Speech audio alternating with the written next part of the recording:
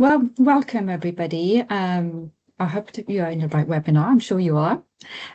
So today's webinar is a research ethics showcase, and we've got some fantastic presenters here today.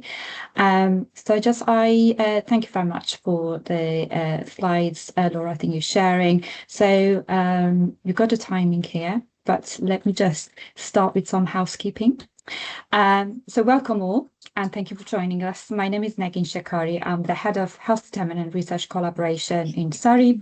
I am a public health specialist by background and work as part of the public health team in Surrey County Council. So I've just got some very brief housekeeping, as I said before we begin. So this webinar will be recorded, as you have observed.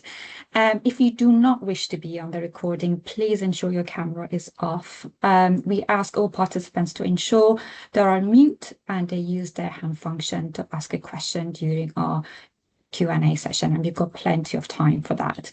If you require a caption for this webinar, then go to your meeting controls at the top of your screen and then select more actions, and then select language and speech, and then you can select show live caption. So that should enable you to listen to the scripts that will read it rather. So as I said, we've got three fantastic presenters. I will talk about and introduce them as they go to their presentation. We've got an hour and a half together today, so we've got about 45 minutes for the presentations.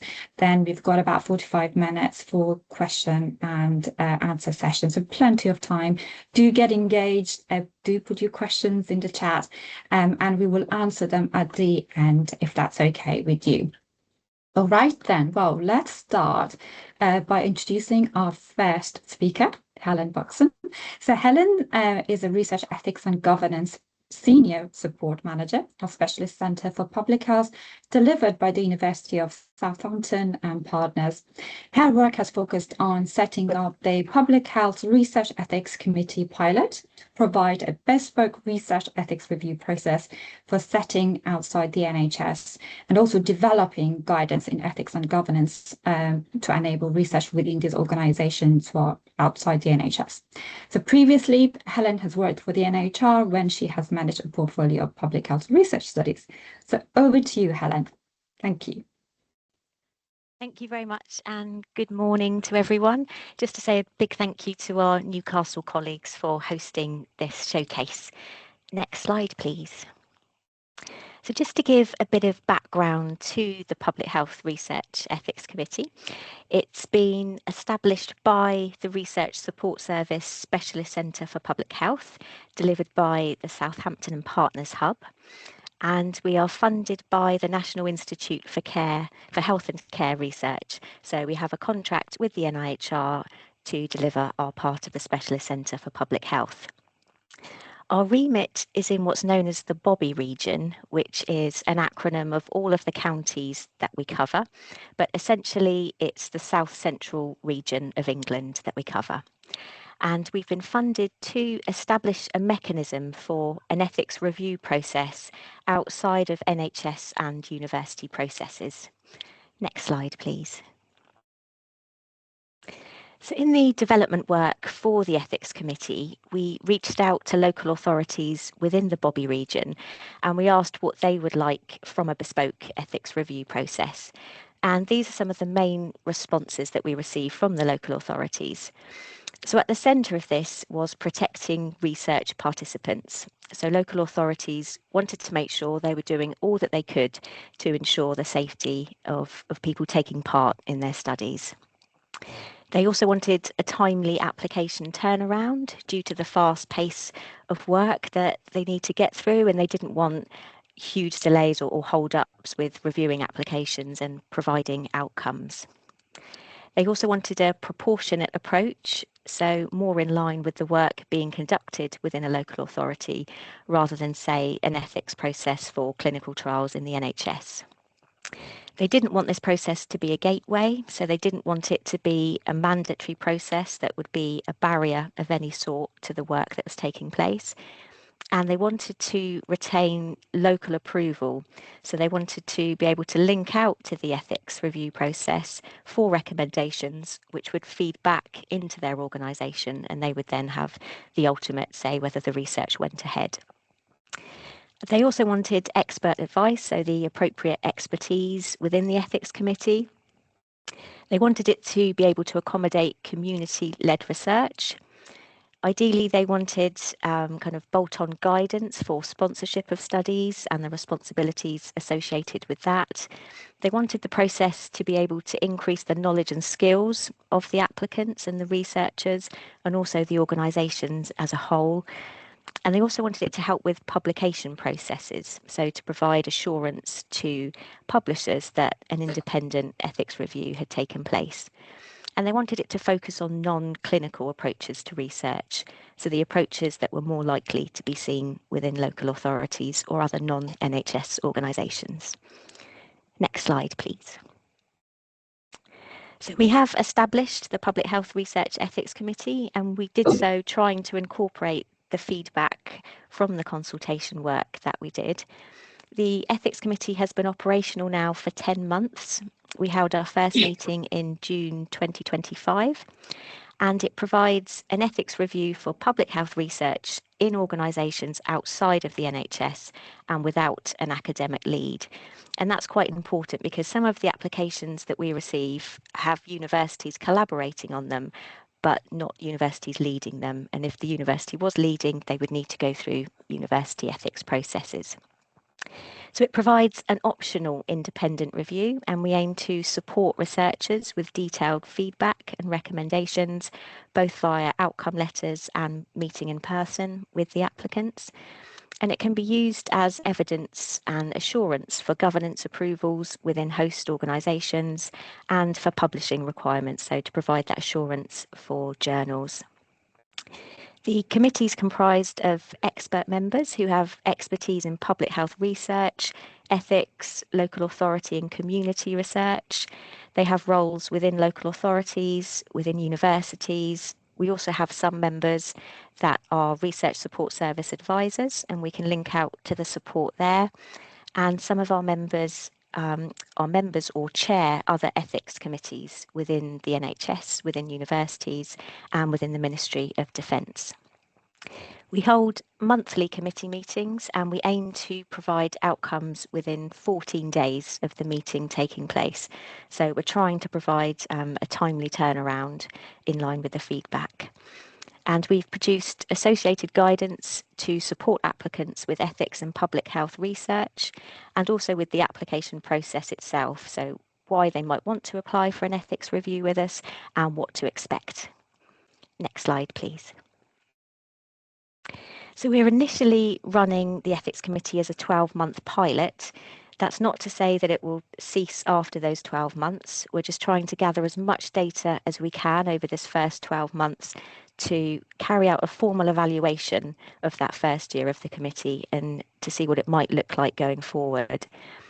We're planning to break the evaluation down into a few different sections. So essentially looking at whether the process is helpful for users and has been helpful. We'll be looking at the feedback from applicants and the experience of those who have engaged with the process. We'll be looking at how resource has been used for the committee. So with regard to committee members, expert reviewers, also linking into that support within the research support service, and also the behind the scenes operational resource that's there to manage and maintain the committee. We are hoping to have an independent assessment carried out of the committee as well to make sure that we're operating in line with standard expectations. And we want to really capture the learning from those 12 months. So the formal evaluation will really allow us to kind of dig into that and analyse all the data. We have an independent steering group, which is helping to form the evaluation plan, and we will initially report the findings to them and ask for their recommendations. We'll then report the findings and recommendations to the senior management team within the Specialist Centre for Public Health and also to NIHR as the funder. And then we plan to share those findings more widely across organisations. Next slide, please. For the application process, we ask that applicants submit their application form and copies of relevant study documents to our dedicated email address, phethics@sotton.ac.uk. And we also receive queries and just general interest about the committee through that email address. We can also offer pre-application support to people who are thinking of applying, and we can offer that support around research design and also with completing an application, which has proved quite helpful for people that have never been through an ethics review process before, and just helping them to understand the level of detail that's required in an ethics application.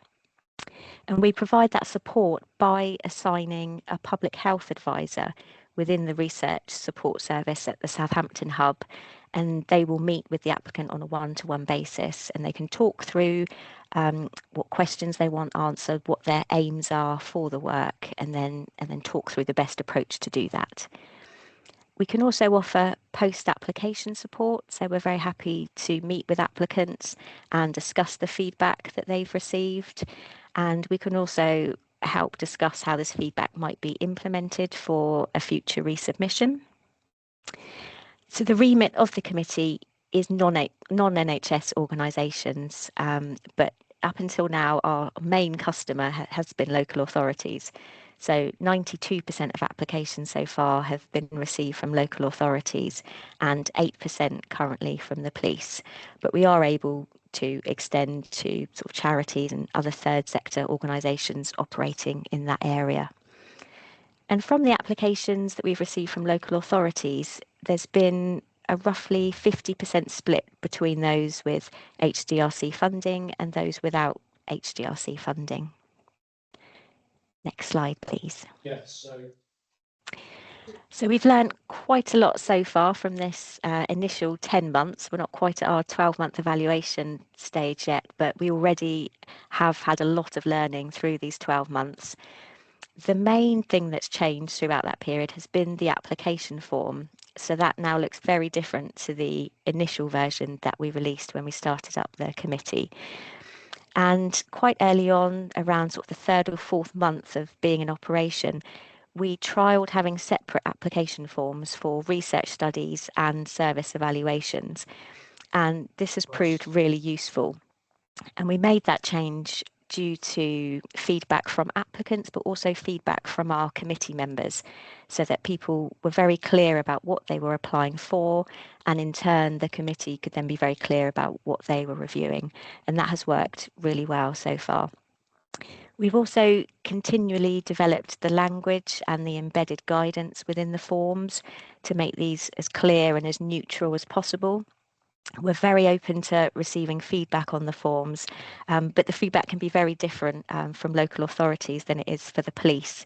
So, for example, the terminology used around certain things can be very different. So we've tried to maintain a more neutral language so that it's clear for applicants. And we'll also be releasing quite a detailed guidance document soon that will accompany the application form that will really explain the detail needed in each section of the form. As mentioned, we also provide the pre-application support, and that was something that we identified a need for quite early on in the process, that people really needed more support with their research design and with completing the application form itself. So we've been really well placed to link in with the public health advisors within the RSS to provide that support. And it's almost like a referral system. We will refer applicants to them, and it will go through a normal research support service process, and they'll meet with the applicant and have those discussions. That has also fed into the timings of the process. So we initially started with application deadlines for each of our committee meetings. So we had a 2-week deadline, but in trying to manage expectations, that's not worked out quite so well because of that pre-application support that's needed. It sometimes takes a little bit more time than that 2 weeks to go back and forth and have those discussions with an advisor. So we now don't have any application deadlines as such. We just say that we'll take your application to the nearest possible meeting, and we really do try and do that where possible. We've also slightly amended the membership of the committee going forward.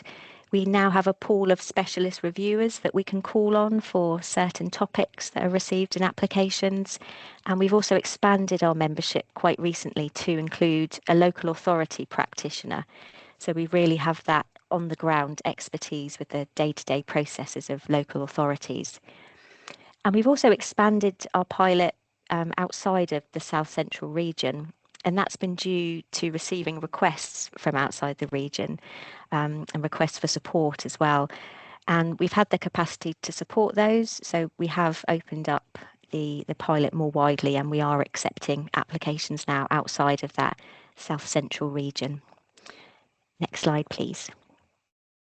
So for our future plans, we'll be focused this summer on our 12-month evaluation. So looking at all the data and the feedback and considering what we can do to improve the process and make this more useful for people and more supportive, and really looking at where the applications are coming from and what kind of support is needed. And we'll be reporting those recommendations through senior channels and then also sharing the findings more widely.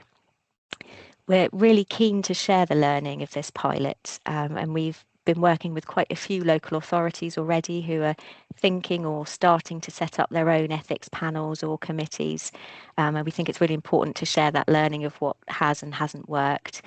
And some organisations are also using our ethics committee to delegate the ethics review to as part of their governance processes. And we're very happy to operate in that manner. But we'll just keep talking to people and keep sharing updates and the learning from this. We also provide training and development opportunities, and we've opened the meetings up for observers, and that's been really popular. We have quite a list for people that want to observe, which is great. We do training and development for our committee members, and the RSS advisors provide that one-to-one support and development for applicants before submitting an application and afterwards as well. And we've had some really good feedback about that support and how beneficial it's been to applicants. And we're also planning to hold some more accessible training in the future. So potentially putting short videos up on our website to explain the process of the ethics committee and ethics in general. And we're also very happy to come out to organisations and have those conversations as well. Next slide, please.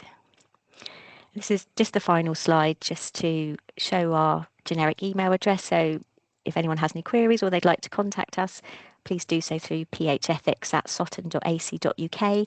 And that's our current website with all of the information on. We will soon be migrating to a collaborative RSS website, but until all the information's moved across, it can all be found on our local website there. So thank you very much again, and that's the end of my presentation. Thank you very much, Helen. Very comprehensive and fascinating process.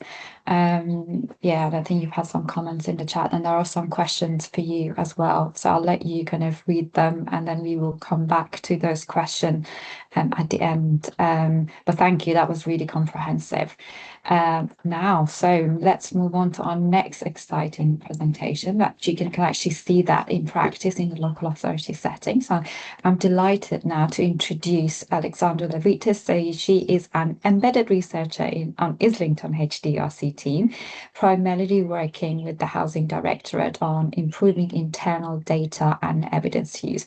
So her interest in research ethics began in 2022 with the revitalisation of the Islington ethics review process. So since then, she has published research on ethics processes in local authorities and how, and also kind of chairs the Islington Research and Engagement Ethics Panel in Islington, which is exciting. Her academic background is in anthropology and public health, and she has worked in various local authority in roles spanning research and insight since 2020. So over to you, Alexandra. Really excited to hear your presentation. Thanks so much. Yeah, I guess I'll just jump in. yeah, I've been involved with the Islington Research and Engagement Peer Review Ethics Panel for a few years now. And I will just walk you through what we do and how the panel works. So just a bit of background, why we even have a panel in the first place. I think there's been quite a lot of discussions around ethics review in local authorities, kind of sparked by HDRC funding. But the conversation actually is quite old and predates my time in local authority. Islington has had a panel since around 2013 run by the Qualitative Research Involvement Network. And part of why that panel was established was there was acknowledgement that there's a need to capture projects that are kind of engagement-based, service improvement research, evaluations that either lack access to traditional university or NHS-based ethics peer review, or just completely fall out of scope of those traditional ethics review processes. There was also this acknowledgement that we wanted to ensure academic projects that use our residents as research participants kind of uphold our standards as a local authority. And that's things like reciprocity, what we mean by co-production, safeguarding, and I'll touch on that a little bit in a second as well. That panel maybe lost momentum a bit during COVID as COVID took over everything. But then as we were coming out of COVID restrictions and kind of the COVID focus, the panel was revitalized, and I was part of those efforts. And then Islington becoming an HDRC has added quite a lot of capacity to strengthen the panel and has also added another reason why we find the panel is important, and that is to provide an ethics review pathway for kind of career researchers working within local authorities who don't have an academic link, so they cannot have an academic lead on their research projects that they are doing. And as our HDRC has progressed, we have found kind of more and more of those projects not knowing quite where to put them through ethics, so they've been coming to us. So who are we? We're a pretty small panel. There's 6 of us. Our split is between adult social care, children's services, the kind of central corporate engagement team, and 2 members from our HDRC team. We're a mix of experiences. 2 of us have experience with kind of working on university ethics panels in the past. 3 of us have a research background, and then 3 of us have kind of an engagement co-production background. Currently, everyone is a full-time local authority staff member, so no one is employed by a university or another organization. We are a panel that's kind of volunteer basis. So this isn't part of anyone's official job description, which creates capacity issues, which I will talk about in a second. And we meet fortnightly. We have a standing fortnightly meeting slot. We don't meet every time if there's nothing to review, but when there are things that come in, we kind of have an hour every 2 weeks. So what projects do we review? Because we're a small panel, we've realized we have limited capacity, and so we cannot cover everything that goes on in a local authority. So we've created a set of criteria in terms of what projects we want to cover. Essentially, we cover projects that either aim to specifically recruit residents from groups that may be particularly vulnerable to harms caused by research involvement, and this includes emotional distress. So these are kind of your groups that traditionally would be considered more vulnerable or higher risk. So children and young people, users of mental health services, individuals with a history of rough sleeping or precarious housing, care leavers, residents who identify as disabled, residents from minority groups who can have faced systemic forced exclusion, And so if a project specifically aims to recruit these groups, we would consider it in scope. And then the other criteria is projects that aim to explore topics that are commonly considered sensitive, regardless of the participant characteristics. So again, that's things like mental health, financial security. We've had quite a few projects come through around like maternity and breastfeeding. We've decided that's considered quite sensitive. Discrimination, housing insecurity, violence, intimate relationships, immigration journeys, all those topics that can cause, maybe a bit more emotional distress. This means that if someone is putting out a general survey to all of the council around bin collection, we would consider that out of scope. And that's just because there's only so much we can look at. It also means that, at least according to this criteria, if someone is doing a project with staff around kind of day-to-day activities, so if it's a service evaluation, but the only participants are staff members, we would also consider that out of scope. So in practice, here's just some examples of what has gone through the panel. So focus groups with kind of new parents on the accessibility of breastfeeding support, an ICB evaluation of specific patient-centered care approaches, where the kind of group that was being recruited were also adult social care users. An academic GP trainee who was on placement with Islington put through a project around healthcare support in asylum seeker hotels. An evaluation of a Housing First initiative commissioned to an external research company by an Islington team who asked the external research company to put in a review through us.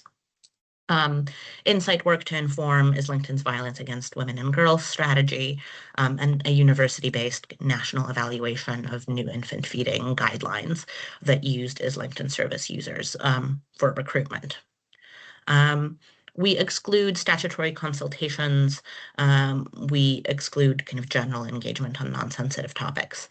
And as I mentioned, we tend to exclude research with staff about their day-to-day work.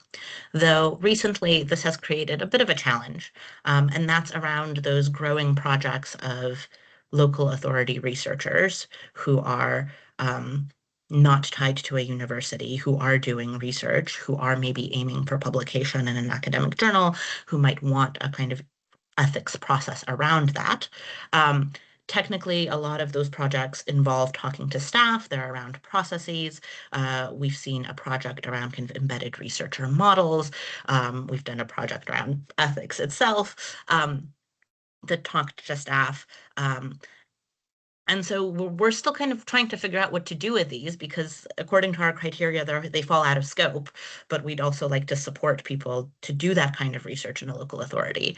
So right now we've kind of taken a pilot approach where we will review those projects, but they will be deprioritized, and so the timelines will be a bit longer. So normally we try to get back to someone within a week, and then review within 2 weeks. So it's a 3-week process. But with these kind of internal staff projects that don't have participants that fall in scope, we just kind of say we will review it when we can. And honestly, it's usually not that much longer, but we do try to deprioritize those.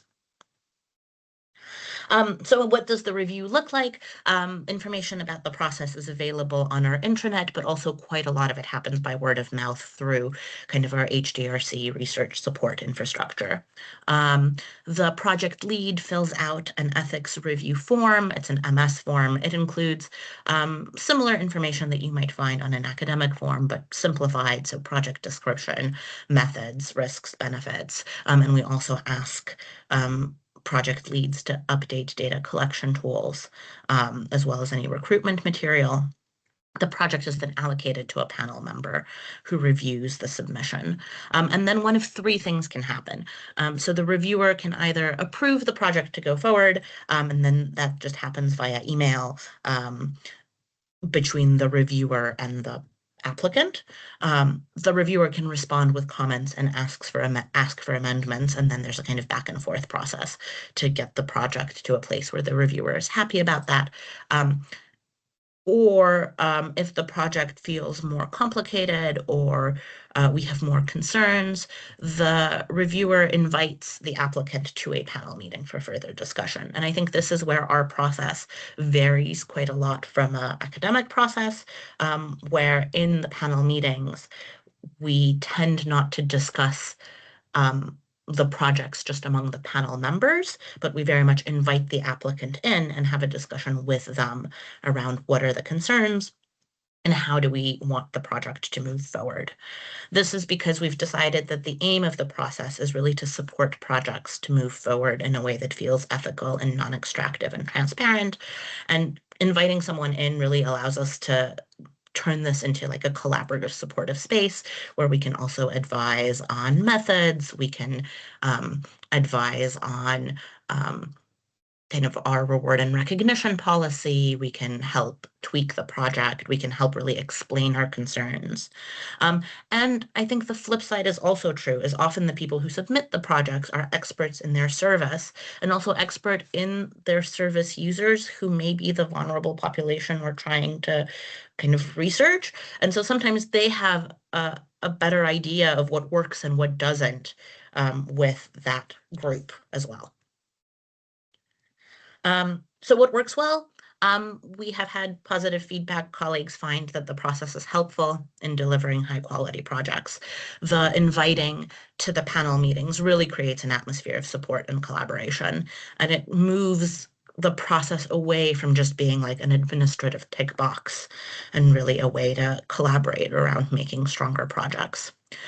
We collaborate with the information governance team and have created a mutual referral pathway between us and the team that reviews DPIAs. So if there's a DPIA for a project that looks like it would benefit from an ethics process, they refer to us and we refer to them to make sure that every project that collects data has a DPIA. And then we've really advised on all types of projects, including some high-profile strategic council engagement. And engagement with us has been maintained and nobody has kind of dropped the process, despite often us coming back with concerns, and despite sometimes kind of the concerns causing delays, people have still like taken our advice seriously and have come to us and discussed with us, which is really positive. And finally, we think it's quite positive that we can ensure academic projects are in line with council standards. And so we have seen that projects have come to us from academic collaborators that have gone through university ethics and have been approved by university ethics, but we still find there's actually gaps in what we would expect an ethical project to be. And some of the most common gaps are what we consider good dissemination back to the participants. So having an academic paper is not what we consider good dissemination back to a group of service users, or young people in a youth club, or community members. Kind of having really clear safeguarding processes, including named safeguarding leads, something that often gets missed on academic ethics processes. And details around compensation and co-production, especially in terms of kind of trainees, either in social work or kind of academic trainees from GPs. Their projects often have elements of co-production that, for example, don't have budgets to compensate participants because they're trainees, they don't have big budgets.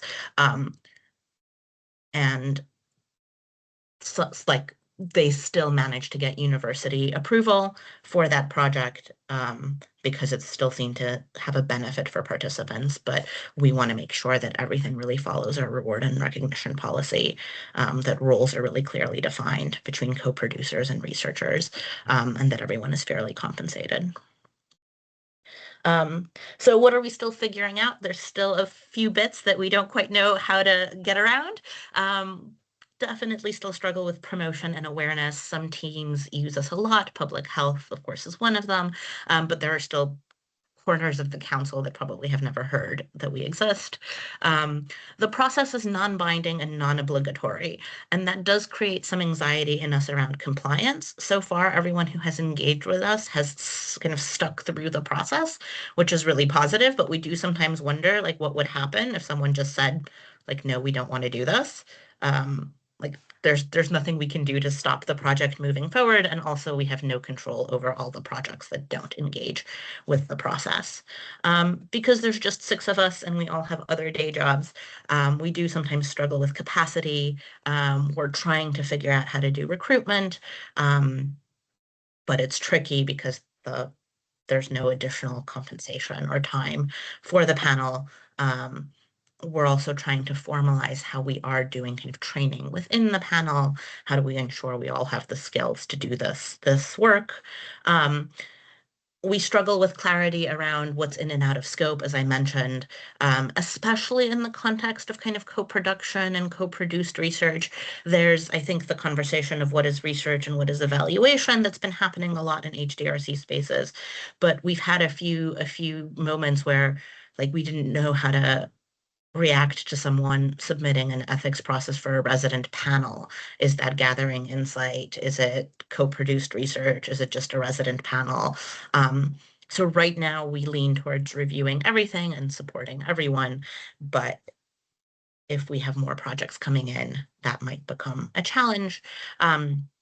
We've struggled a lot with practices around working with young people. Thankfully, we have someone on the panel who has a lot of expertise with research with young people in various settings.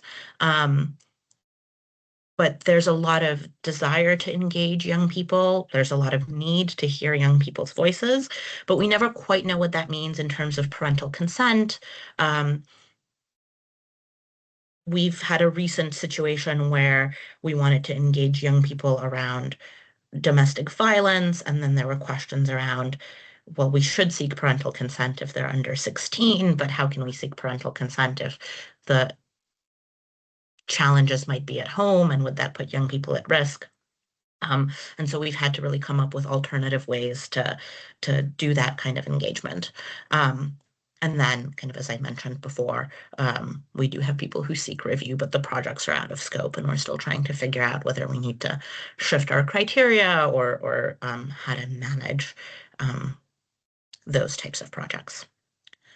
And so that's the overview of our process. Just a quick, what are we doing from here? We're trying to further formalize the process. So we're introducing kind of standardized checklists, email templates. This is also linked to upskilling ourselves and what we should be looking for in applications. We're working on recruitment.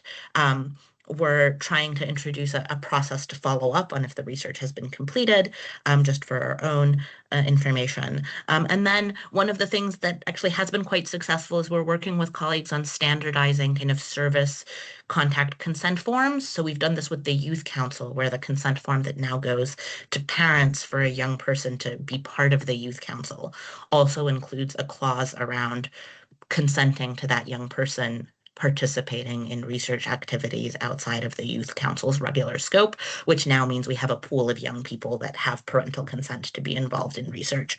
So we're trying to figure out little wins here and there on how we can bridge some of those challenges. So thank you so much. Thank you, Alison. That was fantastic. And I can definitely relate to some of those challenges working in local authority and getting ethics approval and processes right. So, you know, you've made fantastic progress on infrastructure in your local authority. So there's a lot of learning from all of us. And there are some questions for you in the chat. So do have a look at them and then we will come back to them after our last presentation. So thank you again. It was fantastic to hear. Now I'm going to introduce our last and final speaker. So David Connaught, who's the Director of Public Health and Director of Evidence and Intelligence and Hertfordshire County Council. He leads the department's evidence and intelligence function and governance process, and also chairs its research and evaluation ethics group. And I think, David, you join also with your colleague Jo, so I'll let you introduce her. Thank you very much. Over to you. Thank you. Yeah. So I'm Deputy Director of Public Health at Hertfordshire, and I came in in 2014 as the consultant lead for Evidence and Intelligence at that point, which was really kind of a very small team at that point. My colleague Joe Mackenzie, who's going to join me for one of the slides on my presentation, was there at that point in 2014, and together we kind of built up a research and evaluation team, which we'll explain a little bit more about as we go through this slide. But yeah, it's been a long journey, but yeah, Joe is now our strategic lead for that, heading up that research and evaluation team. So she'll be able to tell you all about it. So a lot of the kind of questions and dilemmas and challenges that the other speakers have mentioned really kind of resonate with me. We've wrestled with many, if not all, of those same issues, and some are still kind of wrestling with us as we continue to kind of shape our own ethics approval process in Hertfordshire County Council. So, as I mentioned, I joined back in 2014, and at that point, we didn't really have a clearly defined process for when people wanted to get some kind of approval to do a piece of research, either involving our staff or one of our services. And what would typically happen was they would kind of end up coming to me because I had the word evidence in my job title, and really then I became sort of an ad hoc kind of one-man approval process. But I think process would be putting it too strongly. It was kind of sort of, David, can you have a look at this and say whether it's okay, and email them back and tell them whether or not they can do it. And at the time, it was very occasional that we would get a request, and typically these were kind of external. It might be a student working on a dissertation or something who wanted to do some research, or someone from another organisation. Because at that point we weren't doing a lot of sort of research and evaluation activity in a systematic way within our own department, and what we were doing, there wasn't really any sense that there should be, there was any kind of ethical approval process, so people just did it. And I guess the upside of that was, of course, it was a lot less work. We didn't have to have a process, but so on the one hand, life seemed simpler, but as time went on, we started to realise that that came with a certain element of risk as well. So, as I mentioned, we kind of started off really with a very small evidence intelligence team, which was much more kind of focused on the standard joint strategic needs assessment work that everyone has to do, and the sort of classic traditional concept of what's a public health intelligence team. That's kind of focused on more on quantitative data and producing dashboards and graphs and so on, and answering queries about the latest statistics. I'll let Joe kind of talk a little bit more about the team, but yeah, the short story is we kind of built up a team together and recognised the need for more of an offer around supporting evaluations and research using sort of robust methods. And as that proved very kind of successful, there was a lot of demand for that.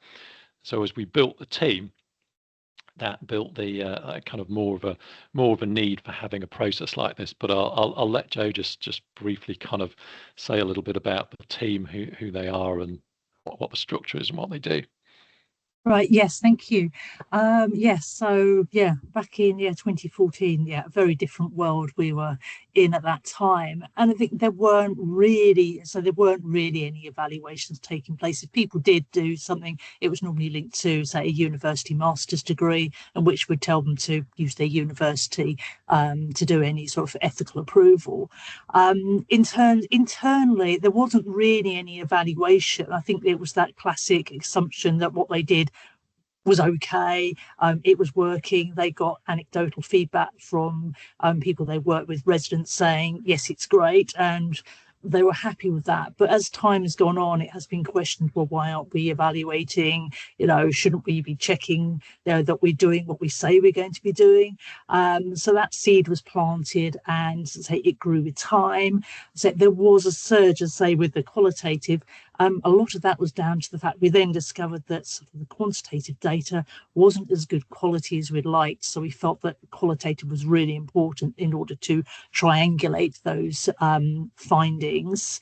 And I think with the qualitative, that was really where you start to think, okay, shouldn't we really be going through an ethics process with this? We started looking at questions. How do we not know that we might uncover something that's emotional, might cause upset, particularly if we were with residents? We were open to the risk of potentially being sued if we cause some sort of upset that we didn't know about. So the question was raised, well, why haven't we got some sort of ethics? And starting to investigate, it was discovered that previously, when public health was in the NHS, there was an ethics process, and that's what people were used to. But when public health moved to local authorities in 2013, that was completely overlooked, hence therefore leaving that big gap that there was no ethics approval process. So that sort of got us in the question, we need to do something about this. We're putting ourselves at risk. In terms of the team, yes, it was just me to start off with, and then we started getting requests, not just in public health, but adult care services as well. So we gradually started to recruit people, particularly say with at least sort of master's degrees, public health or psychology, which again, particularly say the psychology uses a lot of that qualitative research. And putting sort of more demand on needing that ethical approval process. So it was just David on his own, but obviously you need a team of people seeing things from different perspectives. So we have been building and recognised there was a real need within our team, and also the wider public health team, because we knew that people were going out and doing interviews, particularly to maybe in schools or focus groups with children. And alarm bells are ringing that we're really putting ourselves at risk. So driving home that message that we really needed to have a clear ethical approval process for not just our team, but the whole of the public health team. I'll pass it back to you, David. Thanks, Jo. Yeah, that's perfect. And so as Jo said, really, we kind of identified that we needed to put something in place. So initially we kind of sort of built on that sort of ad hoc model, if you can even call it that, and came up with a sort of slightly more advanced temporary fix. So we created an application form, which was a Word document that you would that you'd type into and email over. The intention was fairly early on that this will just be let's get a temporary proper ethics application form that asks the right questions, and then we know we're at least kind of assessing these in a standardized way. I would continue being the sort of one-man panel effectively, while we looked into trying to actually set up a group, and I dealt with applications on an ad hoc sort of basis. So it was when someone wants approval, they filled in a form, emailed it over, and I would then look at it and and then they'd chase me if I hadn't looked at it quickly enough. But we didn't have kind of sort of a sort of schedule of sort of when applications need to come in and deadlines and any of that at this stage. So it improved the robustness because we have more thought about what asking the right questions and more of a standardized way of doing things, but it still had big limitations, not least as Joe said, it was still just one person's viewpoint, which obviously is limited. It took longer going into the whole history. I'm still not quite sure why, but it took a very long time for us to really get a group together, and we had numerous false starts, but we did get there in the end. I think partly that reflected the fact that it's a topic that I had a background in. I chaired a research governance group before, back in the old primary care trust days. Joe's been through a doctorate, has lots of experience, and the people in her team have lots of experience, but around research methods and thinking about research ethics. But actually, within the public health department, it was surprisingly hard to find people who this particularly resonated with, or felt that they had the interest and the knowledge to contribute to a group, which I think was one of the reasons why it took us a while to actually get that together. We had lots of people in Joe's team, but as Joe says, they were the bulk of the customers, if you like. So it didn't make sense to, in terms of having a robust process, to simply form an ethics panel from Joe's team, because then they'd be marking their own homework, and that wouldn't give us what we needed. So, but we have now got together a dedicated group, which is a subgroup of the Public Health Quality Assurance and Governance Group, which I chair, which looks at kind of governance and making sure we're following processes, and looks at risk across the whole sort of spread of work in public health. And this is a subgroup of that structure. We did get some other members together eventually, which was good, including me as the chair of this ethics subgroup. So we've got another public health consultant. We've got our health protection lead, who has a nursing background, and we've got our head of our health improvement service, who's also been through a doctorate and has experience of research methods. And we also have some admin support as well. I'm not a natural organizer, so it's very important that we have someone who can actually organize meetings and make sure that we stay on track, because that's definitely not going to be my strong point. So we put in place the kind of the normal mechanics of a local authority meeting. Actually, wrote down some terms of reference, a schedule of meetings. They're in monthly, and there's a deadline for submission for an application to go to that next monthly meeting of 2 weeks ahead of the date of the meeting. If we haven't got any applications or submissions of amendments that we might have asked for following on from a previous application that we've looked at, that we need to talk about again. If there aren't any items, then we simply cancel that month's meeting, but we make sure that we've got them scheduled in. As I say, that having that admin those admin skills is really important as well. So we've now got more organised record keeping, as opposed to oh yeah, I think I remember that, it's in my inbox somewhere from 2 years ago, which was largely my previous attempt at record keeping. So we're a lot more organised, and there's a much more of a clear process in terms of communicating the decisions and any follow-up actions or requests for further information. So it's still relatively early on. We've been going quite a few months now, but we're still learning and shaping it as we go along. We've got a new form as well as part of this kind of relaunch, and that's now an online form, which makes things a little bit simpler. So it's it's like a web survey that you put the information into. That's been a little bit of an iterative process, probably still needs 1 or 2 tweaks here or there as we go along, but basically it works. And some of the key information that asks for is, there's a section asking for details of the principal investigator.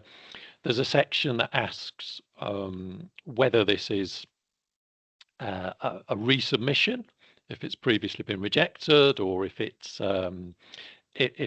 previously come to the group, but there's been requests from the group for more information or clarity.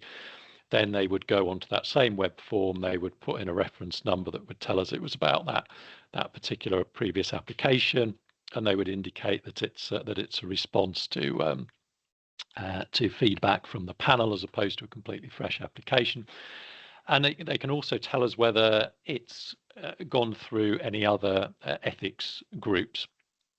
So at the moment, we've sort of taken the position that even if something goes through a university ethics group because there's some kind of a university connection, someone's studying there, or they themselves are based at the university, that it still needs to come to our group. And the logic for that was that we've still got kind of our own sort of specific knowledge and nuances of and considerations of things going on in the local authority and within our services that might not necessarily be well known to people in a university setting.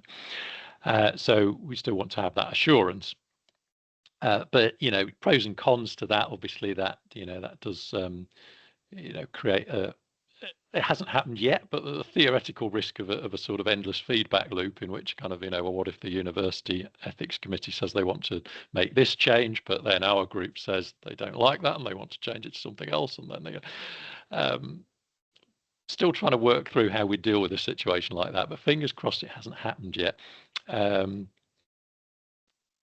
We ask obviously for the details of the piece of work, the what it is they're doing research or evaluation on, and the details of their own project in terms of the actual piece of research and evaluation. The usual kinds of things. What are the aims? Where's the funding coming from? Timelines, methods, how you collect, what sort of data are you collecting, how are you collecting it, and so on. We also have a risk assessment section where we explicitly get people to think about the various risks that might be involved. Basically what could go wrong.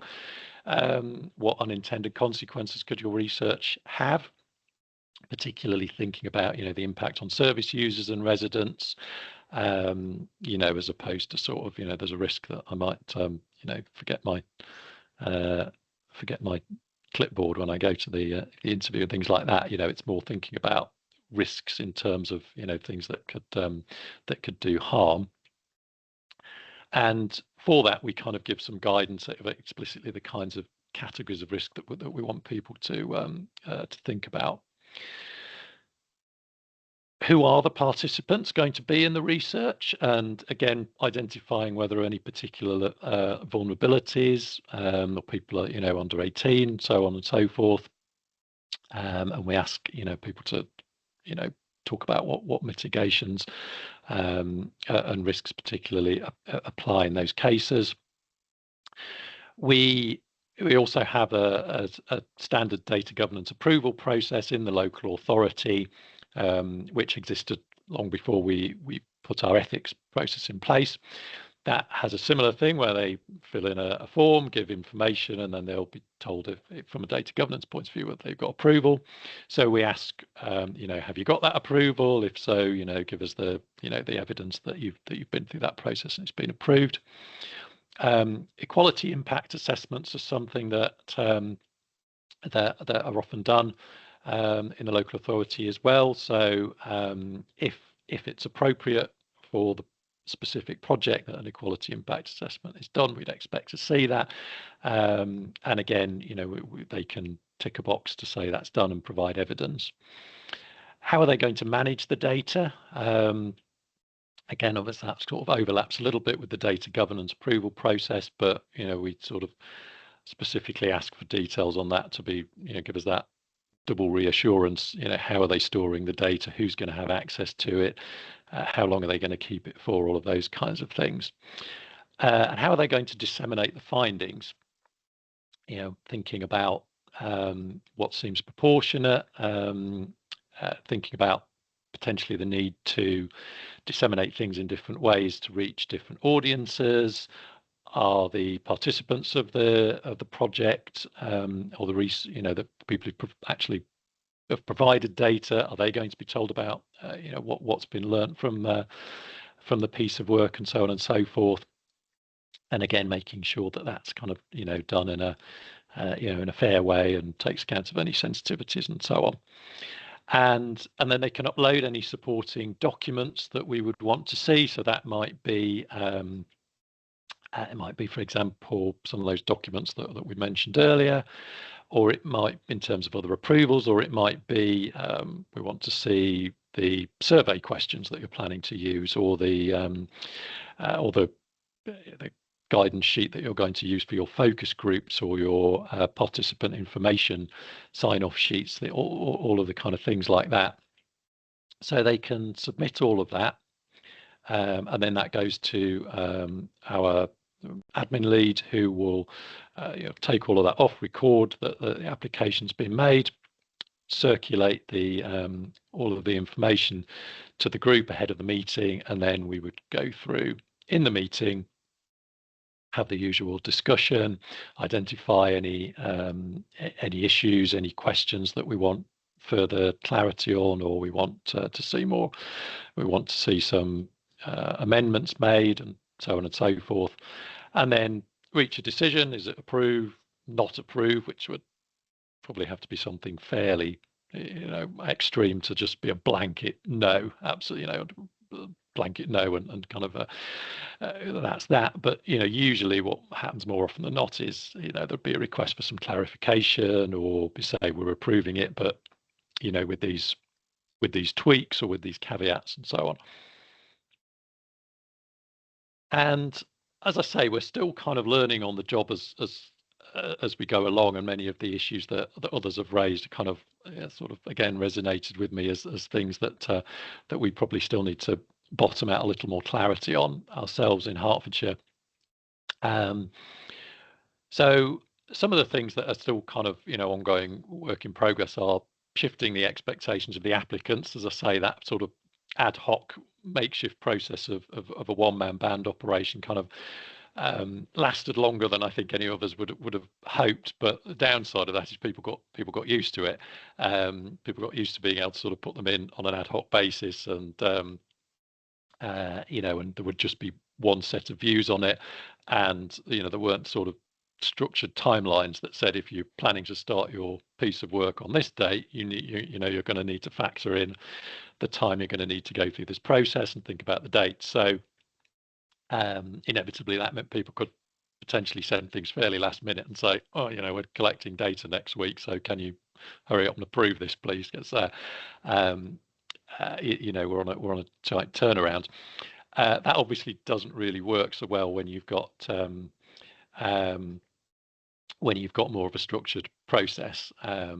So we're kind of we're nearly there, but there's always with anything like this, launching a new process, there's kind of ongoing comms to just kind of reiterate that we've got a new process, and people will need to factor that into their their planning for their piece of work. Another crucial thing, which I think Joe's hinted at as well, is that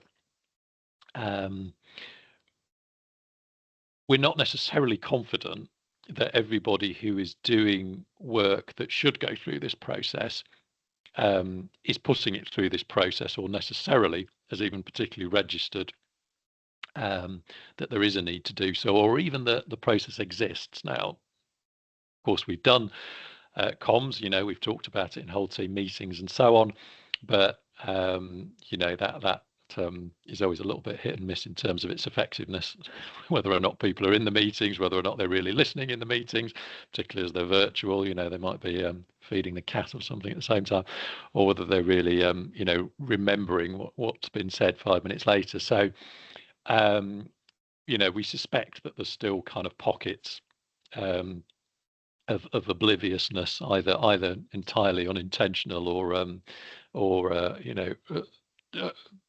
oblivious for convenience. So we've got more to do in terms of raising awareness across the department.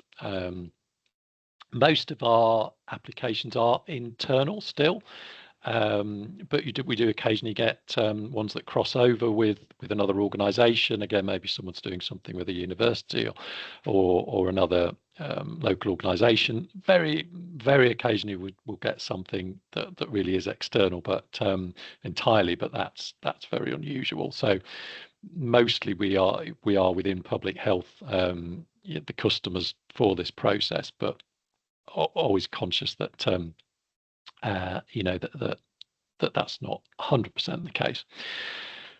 We still need to, I say we, that's kind of a bit of a royal we, I think that's probably largely me, needs to develop more clear, comprehensive guidance documents, and with that training, making it more explicit as to what needs to come through this process and what people should be and what doesn't need to come through this process. Again,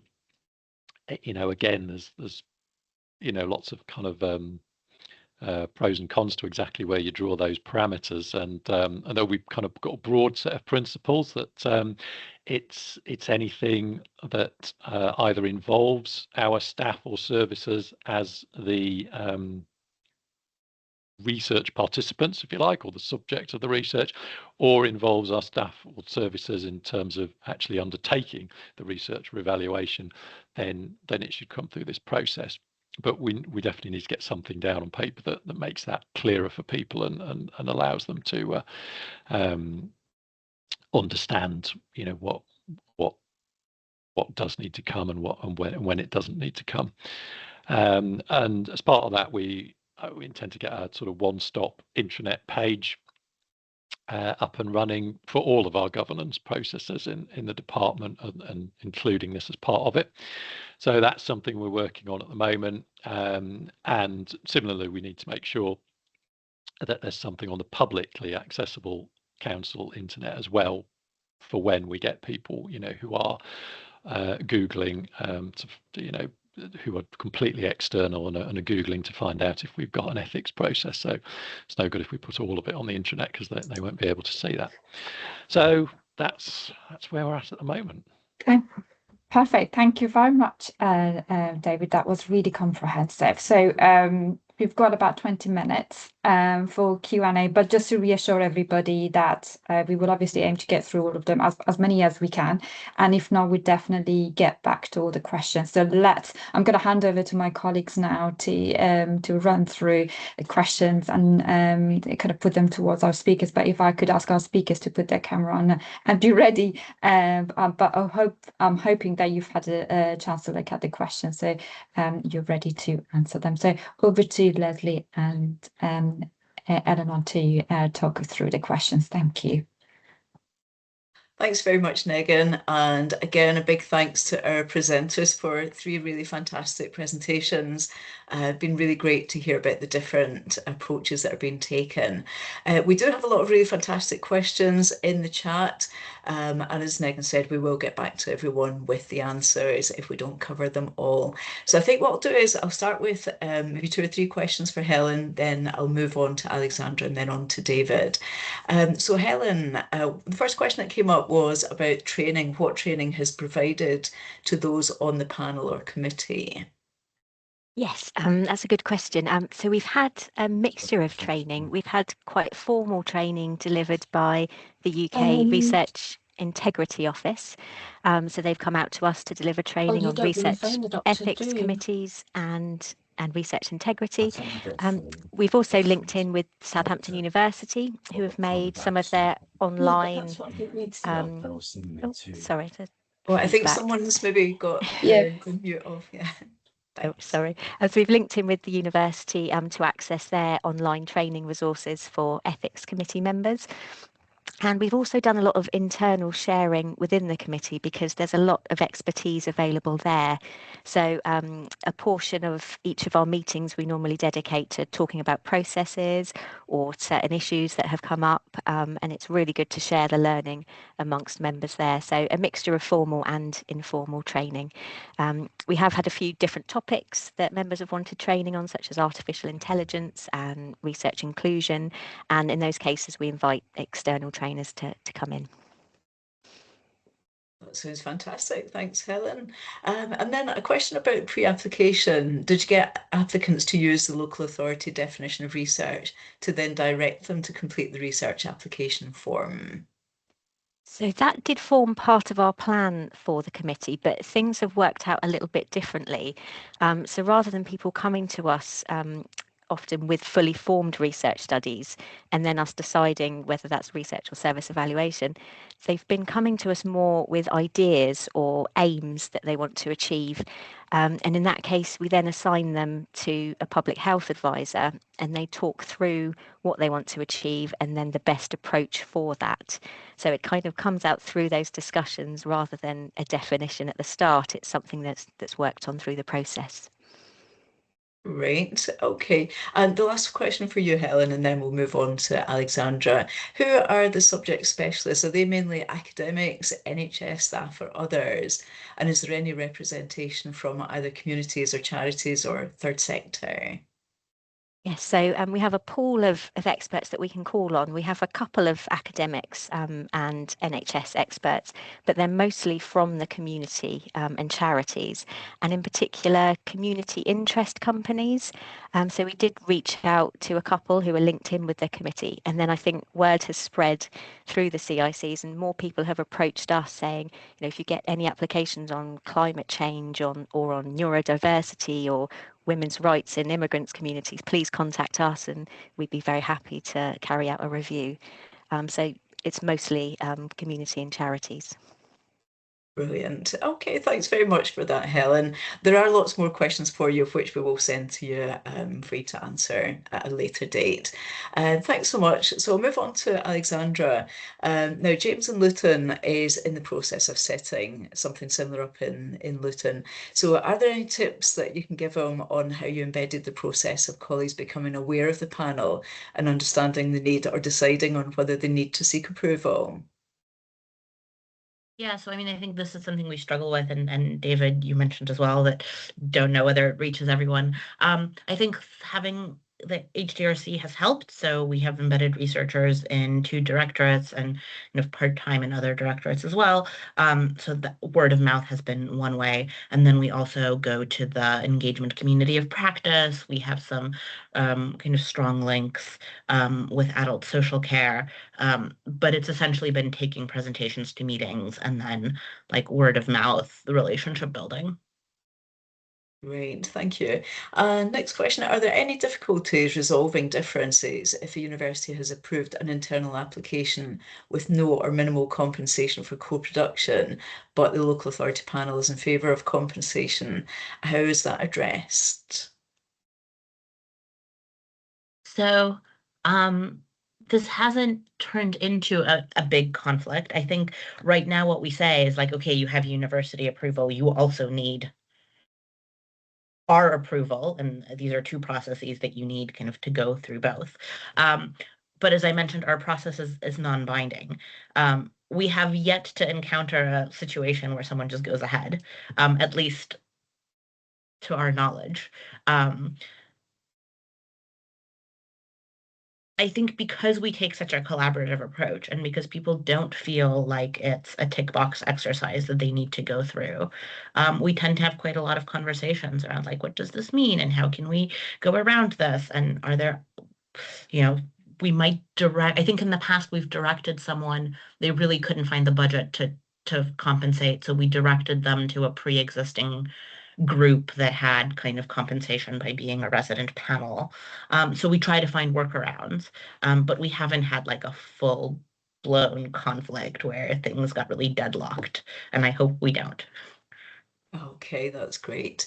And is data under your local authority already set up for research a priori, for example, through a privacy notice to clients when data is collected through services? It's directorate dependent, and so some directorates are really good at that. Adult social care and public health, I think, tend to be really good, but it's not universal.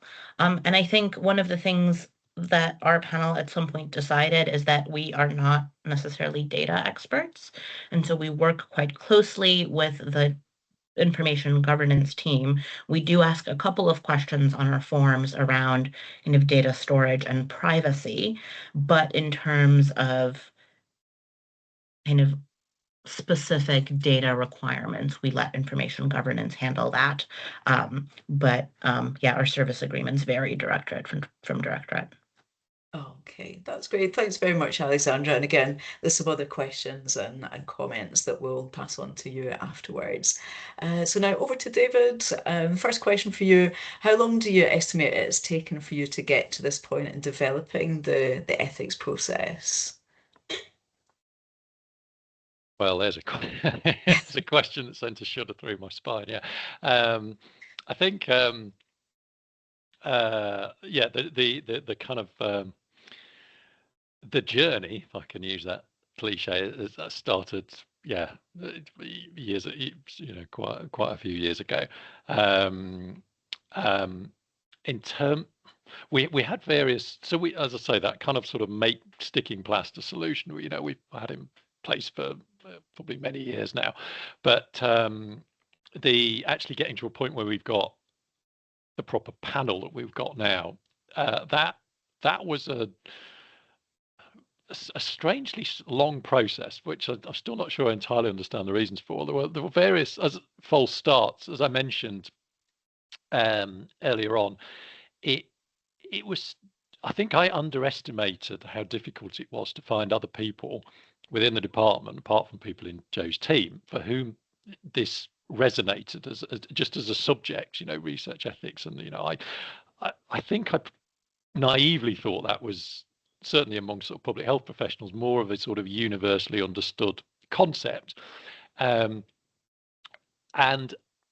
that meant that there were various times where I sort of tried to delegate to various people, registrars and so on, the task of saying, look, we've got this kind of ad hoc process now. We'd just like to sort of shape this up and get more of a group established and all. And various times I set people on with this, thinking this would be a nice, straightforward piece of work for them, and it would stall and no one never reached completion. And I started to realise this was a pattern. I thought, why are people struggling so much with this? And I started to realise it just didn't really. They didn't really understand what I was talking about. They might have some awareness that research ethics groups is a thing and that they exist, but instinctively it just seemed very out of their wheelhouse. So it was a long time before I think I eventually accepted defeat on that, and that we were just going to have to sort of take the bull by the horns, and I was going to have to be a bit more proactive in sort of leading it. And that, I think, a catalyst for that was last year we did a governance review of all of our sort of governance processes in public health, which I led. So that was a good opportunity to kind of, kickstart this again and really sort of get a grip on it. But I would say in terms of learning for others, there's I don't think there's any reason why it needs to take that long. I think if I was to go arrive somewhere else tomorrow and start from scratch, I think it's something that you could probably, get set up, certainly, within kind of a few, obviously months, maybe, it takes time to identify people that can sit on a group, get guidance together, put meetings in calendars and do the comms and all of that. So yeah, if I was starting it again, I'd like to think I could be, we could get something up and running within sort of 3 to 6 months, as opposed to 3 to 6 years. But yeah, that might be more naivety on my part. I don't know. Yeah. All right, thanks. We'll do one more question for you, David, please. So someone said it sounds like you don't have a particular threshold in terms of vulnerable groups or sensitive subjects, like Islington do. Was that something you considered, and has that created any capacity challenges? Yeah, it's a good question. I was sort of reflecting on that myself during the presentations, and no, we don't have a threshold like that. The I think I can't remember that we considered that right back at the start when we first started getting some kind of a process in place, and I maybe we did, and it's just so long ago I've forgotten. But I think the thinking at that point was, as Joe mentioned, there was a lot more work happening in this space where people were potentially wanting the assurance for themselves and for others that their research and evaluation projects had been, sort of checked over by somebody, another pair of eyes, and that there could be some assurance that, that we had some kind of process in place. Partly obviously to mitigate the risks of something going wrong and as causing harm to someone, but also for their own kind of assurance and feeling that there was something kind of covering their backs as well, that they could demonstrate they'd been through a process, and also in terms of wanting to potentially submit research journal papers about the work they've done, and wanting that being easier if you can demonstrate that you've been through an ethics process. So at that point, we were just thinking, there's a demand for something that kind of covers everything. Probably also because, as I say, I'd had experience previously of involvement with a research governance group in the NHS, where again the sort of philosophy was, if it fits the criteria for research, it comes through this group, and then and then we look at what the level of risk is. So that was kind of the approach I was used to, that sort of come one, come all. When I was actually forming the group, though, more recently, and people were asking questions about what demand is this going to make on their capacity if they become a member of the panel, then the question did get raised, are we looking at everything, or are we just going to look at things where there's particular identified risks or identified vulnerable groups? So we did kind of discuss that, but ultimately sort of came back to the same thinking that because we'd kind of had that approach previously and we weren't being overwhelmed with applications, it seemed like it wasn't a practical problem to carry on looking at everything. There's probably no right or wrong answer to that. I guess there's pros and cons. It's obviously, theoretically, you introduce a bit of risk if you don't look at everything, because that's still theoretically, however unlikely, potential for somebody to do something crazily unethical, that doesn't involve vulnerable groups. But it's fair to say, so far in all the years I've been reviewing these applications, I don't think I've had anything wildly hair-raising. It's just more kind of, you need to think more about this, and you need to think more about that, and you need to tweak this. But that doesn't mean it's, that the risk is zero, that could happen.